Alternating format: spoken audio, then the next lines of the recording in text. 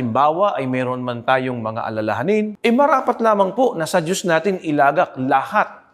Yayamang siya ay laging nagmamalasakit at nagbabantay sa kanya pong mga lingkod.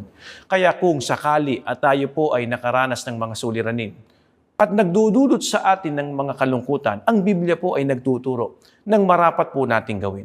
Ganito po ang nakasaad. Pinakikinggan ng Panginoon ng mabubuting tao kapag sila ay nananangis sa Kanya.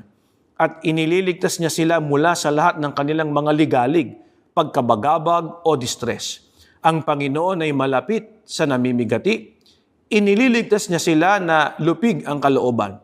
Ang mga tao na ginagawa ang tama, mga matwid, ay maaaring magkaroon ng maraming suliranin, mga kalumbayan. Subalit, lulutasin ng Panginoon ang lahat ng iyon. Inililigtas niya sila sa mga iyon. Sa panahong may kalungkutan, bunga po ng mga suliraning nararanasan, marapat lamang po na manatili ang mga lingkod ng ating Panginoong Diyos sa paggawa ng tama o matwid. Ang tamang pagtugon po, kung gayon, ay ang patuloy na sumusunod sa mga kalooban ng ating Panginoong Diyos.